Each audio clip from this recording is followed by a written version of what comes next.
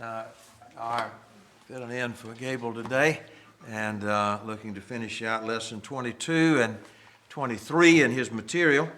Really what we're doing is we're trying to finish out the book of Deuteronomy, so that'll be our purpose. In that last lesson, one of the questions here on lesson 22 takes us over to Deuteronomy 29:29. That's a familiar verse, isn't it? The secret things belong to God, but the things that are revealed belong to us and to our children forever, that we may do all the words of this law. And he asked us about the context of that statement, and that's, I thought, a good point. What is the context of that statement? Normally, when we hear that verse quoted, referred to, usually, what is the point that's made from Deuteronomy 29:29? You've heard that verse. You may have used it yourself. What do we think of when we think of that passage?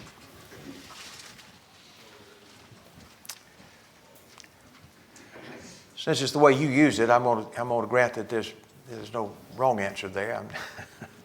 What do you think when you hear the verse? What do you, Brother Roddy, what do you think? Secret things belong to God. There are just some things that God had revealed to us. It's like, for instance, the other day I was talking to someone about the dead and where they're at. Yeah. In this place, Haiti and world, and God had opened that door to us to see that. What's going on? He let us know there is a place, but He let us know that nothing else about that. And so it's very limited what He has said about it. Now we can speculate and all that, but we don't know. Yeah. We're not using that way. He just hasn't revealed that. Yeah. God, we know exactly what God's told us, and that's all we know. And men write books about it, and I died and came back, let me tell you what I saw, and all that kind of stuff, which to me is not reliable at all. The secret things belong to God. But when you think about the context of Deuteronomy, and by the way, that's what I think most of us, when we hear that verse, we probably think of first. But when you think of the context of Deuteronomy, where's the emphasis in that verse, according to Moses? He's talking, I think if I remember correctly, he's talking about, the other people see what has happened when you don't obey the law. Is that right? This is after this. Yeah, he does talk about that in this context. That's true. Right, and this is the sort of conclusion of that statement, I thought, if I remember correctly. Yeah, so really, he does talk about that up here earlier in the passage. He starts out in 29 by saying, the words of the covenant which the Lord commanded Moses to make with the children of Israel in the land of Moab beside the covenant which he made with them at Horeb. So here's a renewing of the covenant. And what he's saying is that verse 12, you should enter into a covenant with the Lord thy God, into his oath, which the Lord thy God maketh with thee this day, that he may establish thee today for a people unto himself, that he may be unto thee a God, as he hath said unto thee, and as he has sworn unto thy fathers, Abraham, Isaac, and Jacob. So what he's saying is that it's time for you to obey. If you don't obey, there's going to be a big hole here where you used to be, and people are going to say, what happened to them? And the answer is going to come back, what? Why are these people gone? Why does this tragedy happen? He didn't obey God. So, when you think about it, the real emphasis of this passage, I'm not saying it's a misuse of the passage to emphasize the secret things belong to God. That's true. But the real emphasis is the second part. That is, the things that are revealed belong to us and to our children, that we ought to do them. So, and doesn't he continue that, if you look in chapter 30, verse 8, thou shalt return and obey the voice of the Lord and do all his commandments which I command thee this day, and God will bless them. Verse 10, if you hearken unto the voice of the Lord thy God and keep his commandments and his statutes which are written in this book of the law, and if thou turn unto the Lord thy God with all thy heart, with all thy soul, for this commandment which I command thee this day is not hidden from thee, neither is it far off. It is not in heaven, that thou shouldest say, who shall go up to heaven and bring it unto us, that we may hear it and do it? Neither is it beyond the sea, that thou shouldest say, who shall go over the sea for us to bring it to us, that we may hear it and do it? But the word is very nigh to thee, in thy mouth, in thine heart, that thou mayest do it. I've set before thee life and death. That sounds familiar too, by the way, doesn't it? Those 12 and 13 and 14. Where have we heard something like that in the New Testament? This is referred to in the New Testament. Paul makes use of this, doesn't he? Quite a bit of Deuteronomy made use of in the New Testament by the New Testament writers. Is it Romans 10 where he makes that point? And it's interesting, isn't it? Because in Romans 10, where am I thinking about? Verse 6, I guess. My heart's, I guess it, verse 10, chapter 10, I should say, verse 1, Romans 10:1. My heart's desire, prayer to God for Israel, is that they might be saved. They have a zeal for God, but not according to knowledge. They're ignorant of God's righteousness, going about to establish their own righteousness. They've not submitted to the righteousness of God. It's not an information problem. It is a will problem. It's a stubborn problem. For Christ, verse 4, is the end of the law. He's the design, the object of the law. The law, all of this has all been leading to the Christ. And they claim to be loyal to the law, and they reject the one to whom the law points. What sense does that make? And then he says, for Moses described, this verse 5, Moses describes the righteousness which is of the law, that the man which doeth these things shall live by them. But the righteousness which is of faith speaks on this wise. Say not in your heart, who shall ascend into heaven, that is to bring Christ down from above?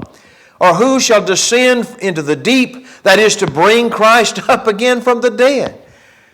But what saith it? The word is nigh unto thee, even in thy mouth and thine heart, that is the word of faith which we preach. And then he says, confess the Lord, believe in your heart, you'll be saved. It's interesting, isn't it? You know, what Paul does is he refers to the language of Deuteronomy and he says, God has put salvation within your reach. It's not something that you need someone to do what you can't do. God's already done that part. He doesn't ask of us anything we cannot do. He's already brought Christ down. He's already raised Him up. You know, when we sing that old song, believe, obey, the work is done. Be saved, oh, tonight. Love that old song? But that old song is not saying there we don't have any work to do. What it's saying is the work that we could not do has been done for us. Everything is set in place. Obey tonight. That's exactly what Paul is saying in Romans 10, if I understand it. My being lost is my fault. It's not that God has not reached out to me and put it within my reach. It is that I have failed to take hold of it. Some are stubborn. Some still are. So, with all that in mind, I go back to the original reference, and I think Moses is saying something very similar here. You know, I'm making a covenant with you, renewing a covenant with you, as it were. And I'll tell you, as he goes on, and you know, you've read the end of Deuteronomy, it's not a happy story. And there's not a lot of optimism, frankly. But he says, let me tell you, your coming failure is not because there's no other way. God has made it possible. We're not called upon to do anything that we cannot do. Back in Deuteronomy, we don't have to go up to heaven or beyond the sea to please God. It's right there for us. Don't you think that's exactly the message of Deuteronomy 29:29? He says here, back in that verse, the secret things belong to God, but the things that are revealed belong to us and to our children. That, he says, we may do the words of this law. It's not something beyond our knowledge that we need, that we're not given. That's the problem. The problem is my will fails to want to do what God has given me. So, a lot of mysteries in life, and I believe Brother Rodney is right about that. There are a lot of things that we may not know. We know what's revealed. We may wonder about other things. We're given what we need. But the problem is not a lack of information. The problem is a lack of proper will. And that's the great message that Deuteronomy closes on when you think about it. And boy, isn't that relevant to me today? Moses said, your problem is that you're not determined in what you want. Choose life. Choose life. That's the great sermon here in chapter 30. Choose life. Did we miss something on the questions here of lesson 22? I think Gabe about finished them, but that was just that point maybe we hadn't done. Anything else from Deuteronomy 29 and 30 that's called to mind? Okay, let's think about Deuteronomy then, second law, the repeating of the law just before Israel is to go over to the land. Deuteronomy covers about 1 month. Genesis covers 2,500 plus years. Deuteronomy covers 1 month, the last month of Moses' life, these last words. And it's summarized ultimately in this idea that we're called to obey. We're called to submit our will. That's the issue. That's the differentiating line between those who make it and those who don't. And with that in mind, we come to chapter 31 and the discussion about the blessings and the curses. I'm sorry, that's 28. I didn't show you the charts, did I? But Mount Ebal and Mount Gerizim, I believe we covered some of this last time. If you look here, Israel is across from Jericho, that's south. But they're going to, when they get into the land, go into the land and then go north. And it was there that the blessings and the curses would be pronounced. It's a natural, I've never been there, but I've seen enough pictures of it, you have too. It's sort of a natural amphitheater. The little village of Shechem sits between these two mountains, but at this time, Israel was to come and to march in and to have representatives of the tribes on one mountain or the other, and then the proclamation of the blessings and the curses. We looked at that a little bit in previous lessons. And to summarize, it's just saying you will have great success if you follow God and trust Him, and you will have nothing but heartache and sorrow and ultimate destruction if you do not. But having now gone through this reminder and this warning, we come to this period, this great transition that has been decreed by God. There will be a change of leadership before they enter into the land. So, Deuteronomy 31, in the first place, speaks to Israel, and then a message special to Joshua as the next leader. And then we find information concerning the written law, the law that Moses had copied and wrote, that was given to the priest and to the elders, that was to be preserved, that was to be remembered.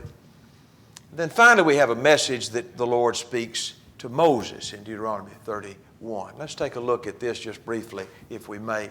Deuteronomy 31 and verse 1 begins, "So Moses continued to speak these words to all Israel, and he said to them, I am 120 years old today, and I am no longer able to go out and to come in.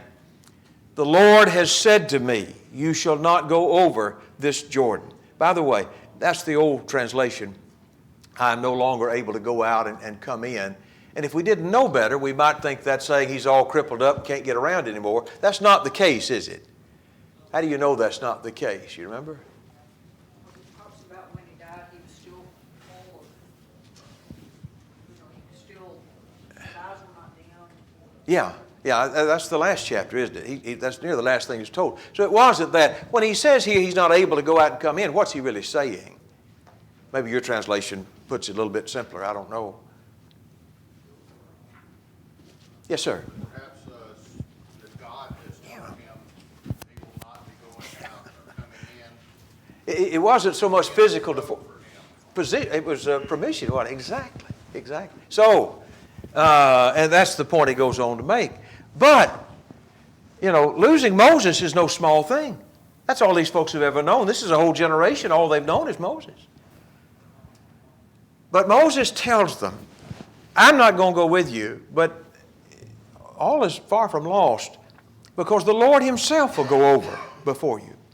He will destroy these nations before you so that you shall dispossess them, and Joshua will go over at your head as the Lord has spoken. So God will be with you. That's the main thing. And Joshua will be there also. And the Lord will do to them as he did to Sihon and to Og, the king of the Amorites, and their land which he destroyed. And the Lord will give them over to you, and you shall do to them according to the whole commandment that I have commanded you.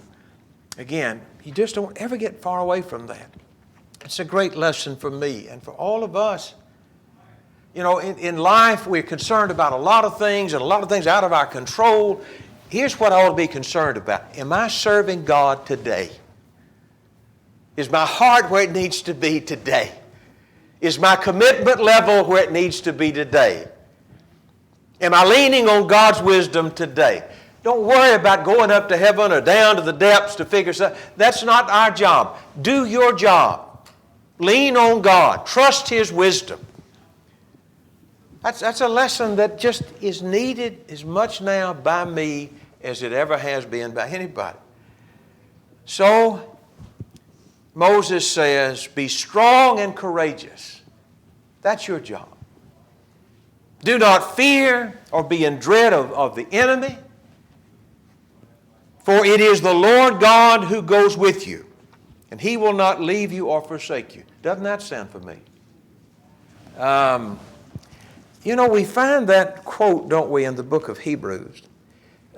There's more than one reference to Deuteronomy in the book of Hebrews. And doesn't that make sense when you think about it? Because what's the book of Hebrews about? Yeah.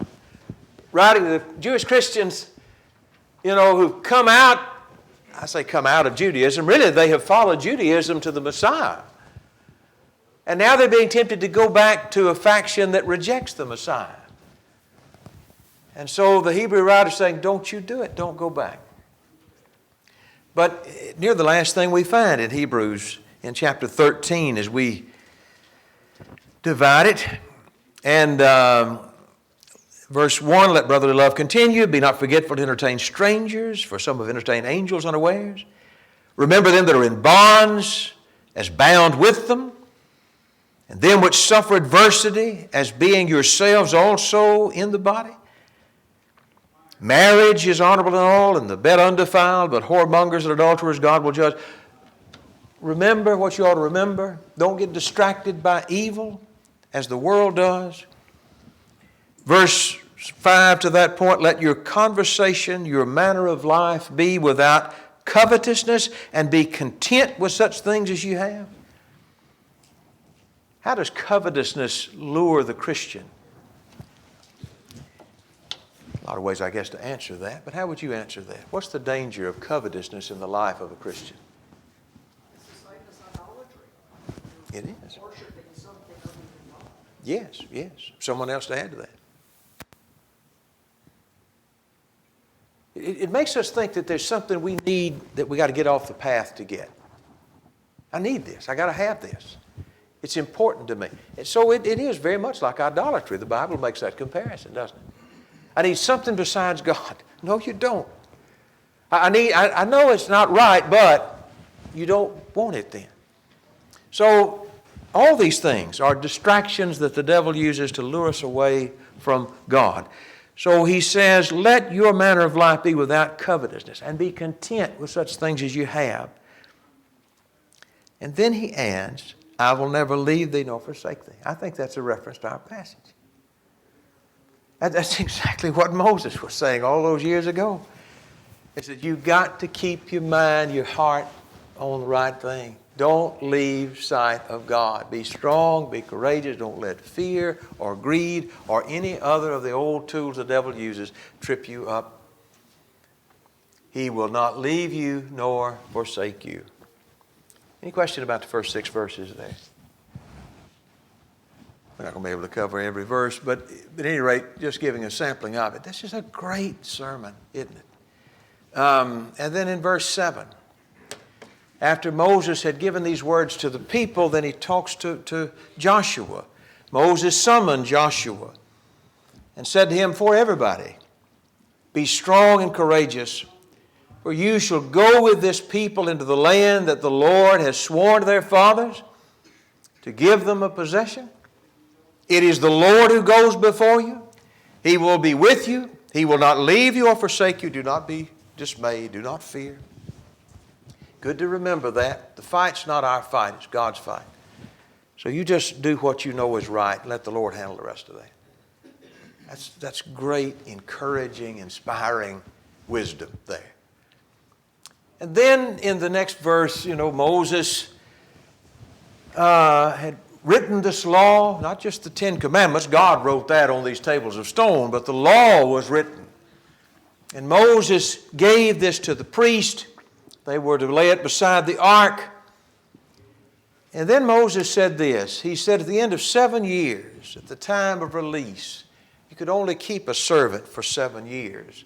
And he said, at the time of release, at the time of the Feast of Booths, the Feast of Tabernacles, that'd be the fall of the year, which was a time when Israel was to remember God's being with them and preserving them through their wandering. He said, I want all Israel to appear before me. And I want on that occasion, that happy occasion, that day of release and remembrance, to remember the law, to read the law. Read it before the assembly, before the men, the women, the little ones, the sojourners, that they may hear and learn to fear the Lord. Be careful to do all the words of this law, and their children, verse 13, that have not known Him, may hear it and learn and fear. It's a great reminder, isn't it? The fact that you know the law of God, that your mind may be filled with the Word of God, does not guarantee that our children's minds will be filled with it. That's another issue.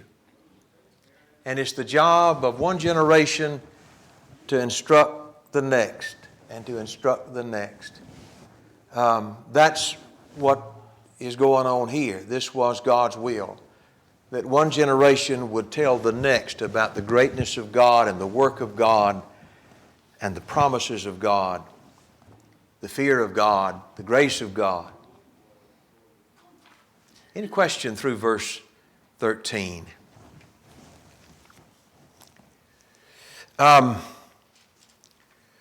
So let me go down to verse 16. There's one last song of Moses that we have recorded in Deuteronomy. We talk about the song of Moses. Book of Revelation talks about the song of Moses and the Lamb. But we know that technically, more particularly, there's more than one song of Moses, isn't there? Normally what we mean is the song in Exodus 15, didn't it, where the victory song, where they saw the Egyptian soldiers wash up on the shore. That's a song.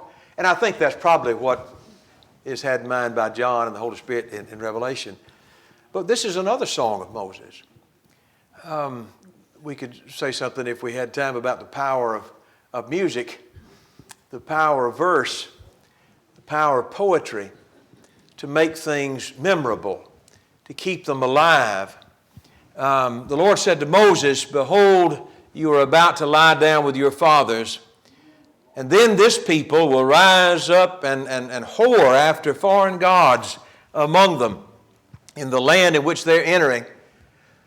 I've often thought, and I'm sure you have too, about how discouraging that would have been. You'd like to think, I'm about to leave this world and the folks that I've been investing in are going to be fine. They're going to do great. God said they're not going to do great. They're going to fall on their face. If you think that hurt Moses, imagine how God felt. But God always makes that provision for those who are penitent and when those who will turn. He's merciful. He's merciful. And part of His mercy was giving Moses a song that he was to give to the people. But he said first, he said, when they fail, my anger will be kindled against them in that day, and I will forsake them and hide my face from them, and they will be devoured. And all kind of evils will come upon them. And they're going to wonder, well, what's going on here? I'll hide my face in that day because they have done evil and because they've turned to other gods. Verse 19, now therefore write this song. A song now. Teach it to the people of Israel. Put it in their mouths that the song may be a witness for me against the people of Israel. That you put this in the culture and put it in the hearts and minds, even if just a few remember it, that it might be preserved to do what? To remind this generation, when it all goes south, that there's a reason for this. It's not bad luck. It's not that God doesn't care. It's that we didn't care. It's a reminder. It's a memorial. The song can do that. When I brought them into the land flowing with milk and honey, that I swore to their fathers, and I fulfilled that promise, and God does. And they turn to other gods and serve them and despise me and break my covenant. When the many evils come, this song shall confront them as a witness. For it will live unforgotten in the mouth of their offspring. For I know what they are inclined to do even today, before I have brought them into the land. God gave them the land, and He could see what was coming. And He kept His promise, but He also made provision that they might find a way back from their rebellion. So that's what Moses did. Moses wrote this song the same day and taught it to the people of Israel. And this is how the song begins. This is Deuteronomy 32 and verse 1.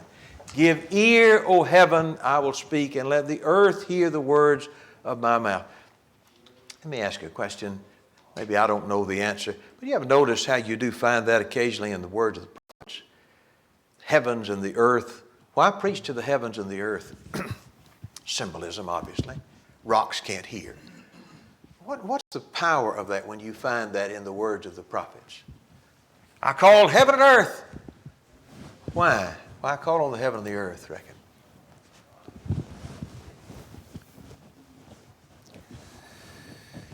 What is there about heaven and earth that might be appropriate in this context? What's the song supposed to do? Be a witness to future generations. And so, like that song, the heavens and the earth, they're their generation after generation, aren't they? So there's something lasting, continuous about that. So let the heaven and earth hear this. So that future generation, let that which will continue generation after generation hear the word of my mouth. And may this teaching, my teaching, drop as the rain, and the speech distill as the dew, and the gentle rain upon the tender grass, and like showers upon the herb. For I will proclaim the name of the Lord and ascribe the greatness to our God. So it is. Let God's name be praised, and let the generations to come hear these words. So, maybe in another context we could just look at every word and try to mine every point from the Song of Moses. But let's just say a word about it, if we may. In Deuteronomy 32, He is our rock. That's what we have in verse 4. He is our rock. We find that several times, don't we? I tried to mark, verse 15. They lightly esteem the rock of His salvation. Or verse 18, the rock that begat thee, thou art not mindful. Verse 30, they'd been put to flight, except their rock, they would not have been put to flight, I should say, unless their rock had sold them. I think maybe that's the last reference, maybe another one. But what's the significance of God as a rock? Yes, sir. Solid. Exactly. You can count on it. Not going to blow away with the wind. In fact, it's an interesting point there in that last reference. Let me read properly verse 30 of chapter 32. How should one chase 1,000 and two put 10,000 to flight, except their rock had sold them, and the Lord had shut them up? For their rock is not our rock, even our enemies themselves being judges. So there are rocks and there are rocks, and God is the rock. And these false gods that you followed after, where are they when you need help? They're not really rocks at all. And the truth is, even the enemies know that. They can see a difference. You can't see a difference. Most blessed people, and you're blind. You're blind. So there's a lot said in this story about the rock and holding to that rock. But the problem, again, is not the secret things that we can't know, and it's not God's hand is shortened. It's my will. Verse 5, they have corrupted themselves. Their spot is not the spot of his children. They are a perverse and crooked generation. God's going to repay you for that. You have forgotten how God has blessed you, and you will forget the blessings that God gives you. Verse 15 reads in the old translation, Jeshurun waxed fat and kicked. Thou art waxen fat, thou art grown thick, and thou art covered with fatness. He then forsook the God that made him, and lightly esteemed the rock of his salvation. He provoked him to jealousy with the strange gods, with abominations provoked they him to anger, and they sacrificed unto devils, not to God, to gods whom they knew not, new gods that came newly up, whom your fathers feared not. And that rock that begat thee, thou art unmindful, and have forgotten God that formed thee. First of all, verse 15, do you have another translation of the word? Does it use the name Jeshurun? Everybody got Jeshurun? Anybody got a footnote of what Jeshurun means? It's not an insult, actually. It's used a bit ironically here.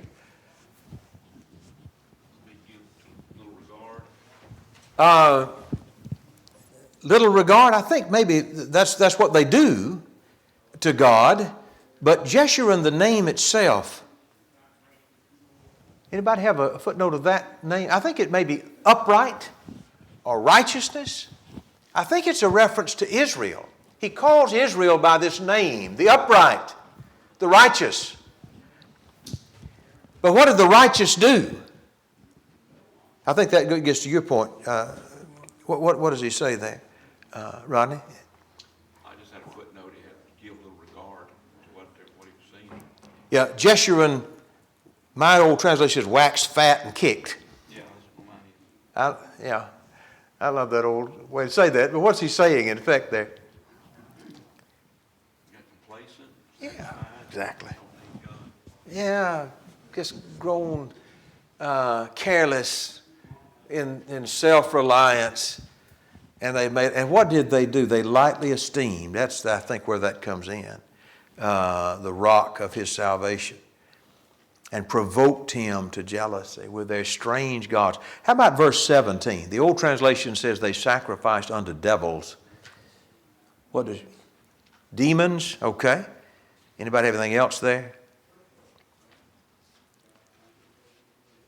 Yeah. What do you make of that? They sacrificed to demons. Literally? You think they had an altar that says to the demon? Yes, sir. Well, sacrificing to other gods. Yeah. Those gods and demons are interchangeable. Yeah, exactly. You know, false worship that's directed away from God, honors the devil, even if it's not intended by the offer. Doesn't Paul teach us that in 1 Corinthians 10?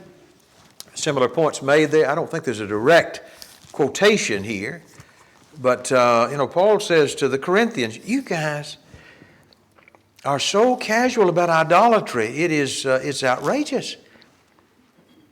And he said, you go into the idol temple and tell yourself, well, there's no such thing as an idol. And you sit there and look like you're worshiping the idol, and you try to come back and take the Lord's Supper. You can't sacrifice, or let me read the word. The cup of blessing which we bless, is it not the communion of the blood of Christ? This is 1 Corinthians 10:16. The bread which we break, is it not a communion of the body of Christ? What then? Verse 19. That the idol is anything, or that which is offered and sacrificed to idols is anything? But I say to you the things, verse 20, the things which the Gentiles sacrifice, they sacrifice to devils and not to God. I would not that you should have fellowship with devils. You can't drink of the cup of the Lord and the cup of devils. Table of the Lord, table of devils. Exactly. False religion honors the devil. And that point is made here. It's made other places as well. But he's saying when you turned away from God, you became a devil worshiper. We think we've seen these people maybe through some media outlet wearing the black robes and playing Halloween or whatever they're doing. What they believe, if they believe anything, I don't know. But devil worship is very real, but it's not necessarily what people think it is. So, with all that in mind, he says, what do you think God's going to do to you? God is a jealous God. Look at verse 21, back in our text now, I'm sorry. Deuteronomy 32 and verse 21. This froward generation, children whom there's no faith. Verse 21, they have moved me to jealousy with that which is not God. They have provoked me to anger with their vanities, and I will move them to jealousy with those which are not a people. And I will provoke them to anger with a foolish nation. That's interesting, isn't it? This is prophetic, isn't it? But we've heard that language before. That's another New Testament reference, isn't it? You remember Romans 10? Romans 10, in this great treatise on salvation. And the point that Paul makes here is that salvation is for all on the same basis, Jew and Greek. We all need Christ. Where is it? Maybe verse 19. Yeah. In this same context, faith comes by hearing and hearing by the Word of God. You can't say that you haven't heard because their sound goes to all the earth. He quotes the Psalms. And then he said, verse 19, did not Israel know? First Moses saith, I will provoke you to jealousy by them that are no people, and by a foolish people I will anger you. Isaiah is very bold. I was found of them that sought me not. God's plan was always to bring the Gentiles, and there be, as Jesus said, one fold, one shepherd. Moses referred to that. I don't know how much Moses understood about that, but God gave him these words, and through the years they stood as a witness. One day God was going to, because of the rebellion of His people, we turned to the Gentiles and provoked them to jealousy because the Gentiles received the word of Jehovah when God's people rejected. What a great witness this is, ultimately. What a powerful witness it is.